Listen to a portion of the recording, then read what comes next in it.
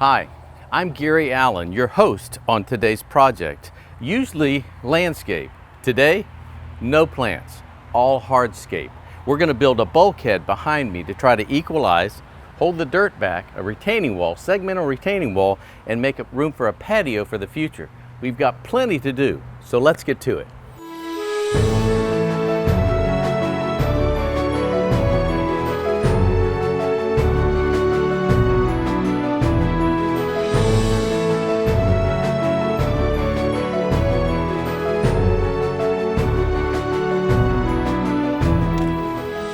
So, let's get a game plan for the challenge we have here. You see what the homeowner is dealing with. Erosion coming down off this embankment. They've got dogs and they're digging in here. So you can see converting this to hardscape is going to be a great improvement for the patio extension. And what we're going to try to do is build this bulkhead to keep what's back there, and give us some relief and create some space in here. Now, can you see the outline of just the square boxy? We could do that. We could come out and turn the corner and go, but we're going to do a radius. What we'll do is start in this corner with a column. Can you picture that? A nice column with a cap on it where our wall ends or begins. And then I've kind of drawn this circle. We just follow the line in a radius here. What we'll do is set a stake in the middle so that we get this uniform from left to right. So this will be our peak back. I've told him we will come back at this third column here off the fence. You see how much space this is going to create. The wall will continue stair-stepping down to follow the grade with another column right here at the end. Now, this will look nice, amphitheater-ish. And so what we want to do too with the blocks we have left over will be to build a little bench section. Maybe it'll be central, maybe we'll do two little benches that'll be permanent, added into the wall. Now, I do want to say this, when it comes to retaining drainage and holding an embankment in, nothing does it better than turf grass. Can you see over here where this turf has been broken, but no erosion here? Look behind me, even this embankment is held tight. And you look at golf courses, they've got big embankments. Turf grass is a great retainer for walls and holding embankments in. This has gotten a little out of control, so the segmental retaining wall with the paper wall pieces, because they're cut and we can do a radius, it should look pretty good. So our game plan first, we're going to put in a geogrid, which we'll explain that as we go. But that allows for the wall to really be stable. So we've got to build back 5 feet to anchor it in with that geogrid material. So our first goal is to get all this dirt back up here on the embankment, pulled 5 feet away from where our wall will go, start building it, put our geogrid in before we can backfill. Can you see this pine tree root? He had 3 big pines taken out of here, so we're going to have some roots to deal with as well. Bobcat is here. Let's do some cleanup.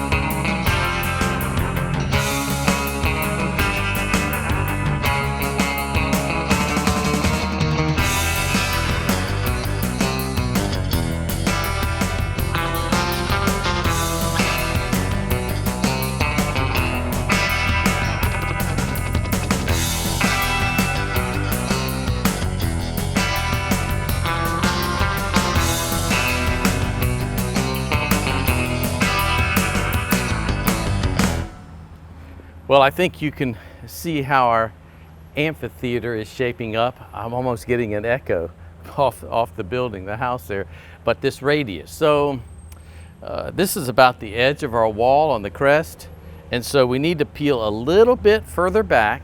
We'll bring Nilton back in and have him shave a little more off, set it in the back. The roots I told you we had to deal with, again, big pine trees. So we'll try to scoot this back, cut them off really with a chainsaw and get them out of the way. Also, we need a little more excavation here, and I think you can see too that we need to bring that down, and we're gonna have to extend that wall on the fence a little bit because the grade starts to really rise there. But the thought is to make these kind of equidistant with the columns, the wall itself, so it'll be taller, 4 feet or so, dropping down to 3, then 2, and then our end posts, our columns.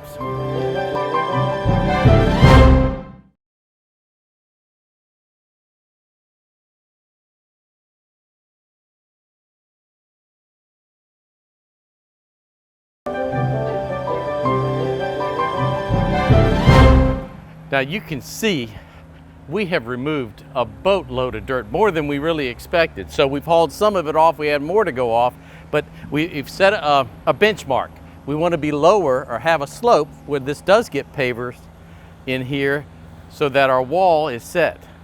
Another thing, if you're going to build a block wall, you would pour a concrete footer. Here, the crushed concrete is going to provide that great base. You can tell how wide we're going to be here, so we get a nice footer. This will be moistened, it'll be compacted before we set that first stone, even leveled before we start that first course. So you can see just from the fence here how much we've removed. Quite a bit. Our wall will kind of kick here and pick up this little extra grade that we've got to work with, and then our radius begins at this point. So a little more backfilling, clean up, the concrete paver base, compaction.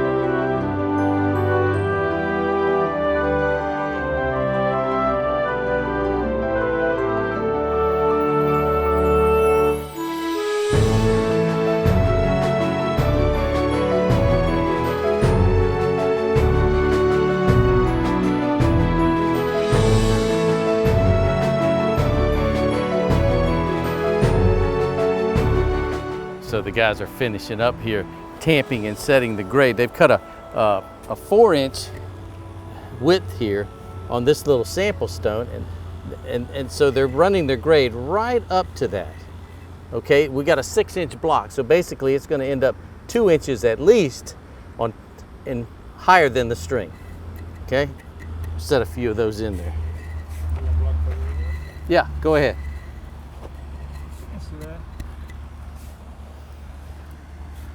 Like for 2 inch for the pavers. Got you. So you got 4 below and 2 on top. So getting that first layer or course level is critical.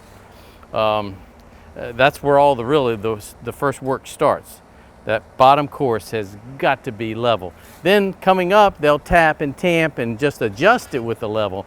But this is really, like you said, the most critical part of the wall, the base, the foundation. the footer.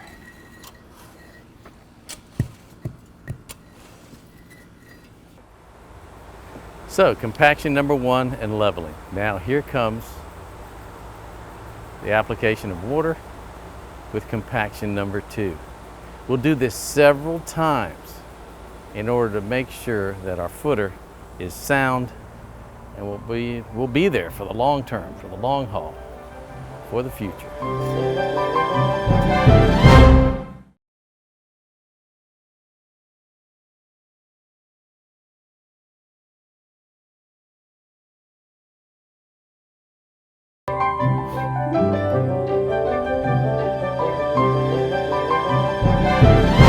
There's one thing we probably need to show and tell as much as we can, and that is how we're going to stabilize this wall, since it's 4 feet plus a little, and that's with the GeoGrid. This is kind of new for us because we're usually building small walls, but the taller it gets, at about the 2-foot level, what we'll do is roll this matting out. It'll be somewhat locked and put in the pavers between the 2-foot level and the next block, and then it'll go back off of the wall buried into soil. So it acts like a tie back, like a dead man, or 2 or 3 or 4 or 5. And this is all along the radius of the wall. Just 4 to 5 feet is all we need. Sometimes friends backfill with gravel or a large kind of rock along the face of the back of the wall. We won't need to do that here. We're in Florida sand and it perks really well. As a matter of fact, some contractors say do not put a filter cloth along the wall. Well, we will have to, because rather than clay or silt soil, we're dealing with sand and it'll perk right through the cracks or crevices of the wall. So we'll use a very porous filter cloth on the back of the wall so that water can perk down and through and come out where it needs to. The GeoGrid, great little piece of engineering, really adds to the stability of this wall we're building.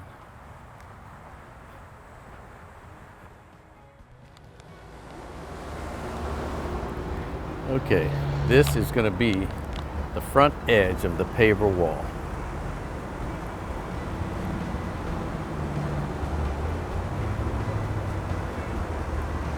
Now we've run this radius center from the back of the house, equidistant between the fence and our outside edge, just beyond the house.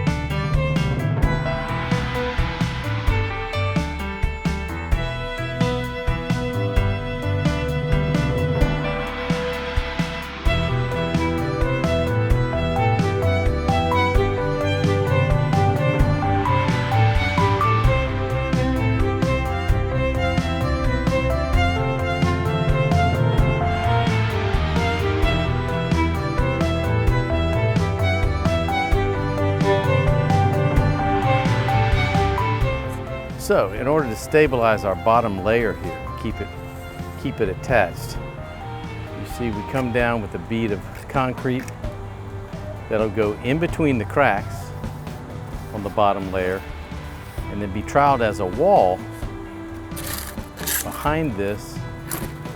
Of course, all this will be underground, but it does lock that bottom row together. Add a little bit of stability as well.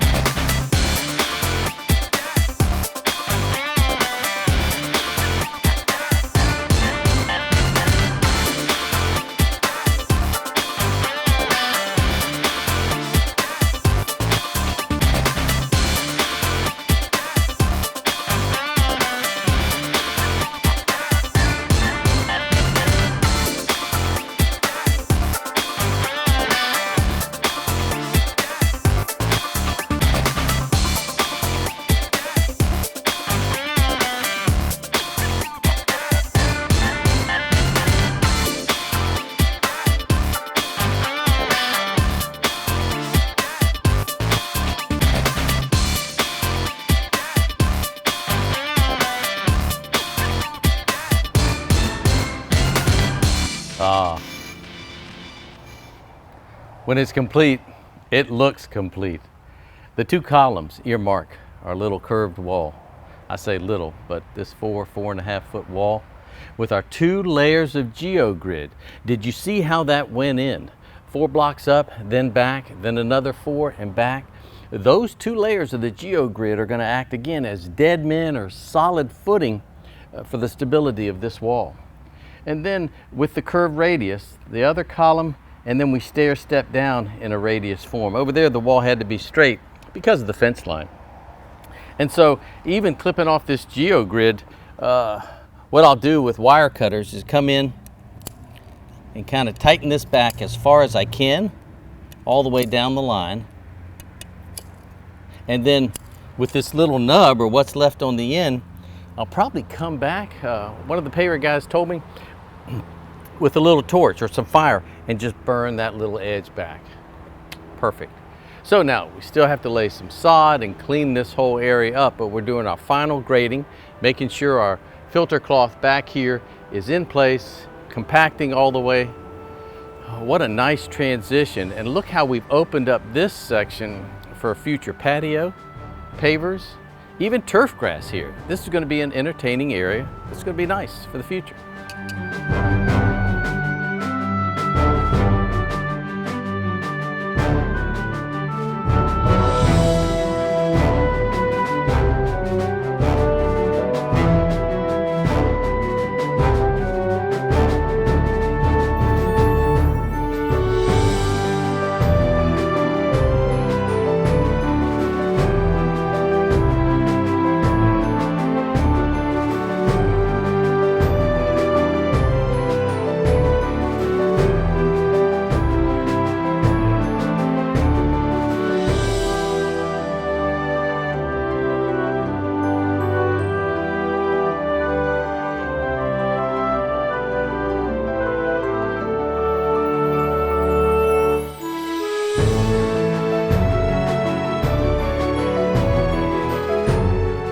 If there is one thing we can impress upon you today, it's the simple fact that retaining walls do not have to be square or linear. Use a curve, the radiuses look better, and they work just as well. For the Designer's Landscape, I'm Gary Allen. I'll see you soon.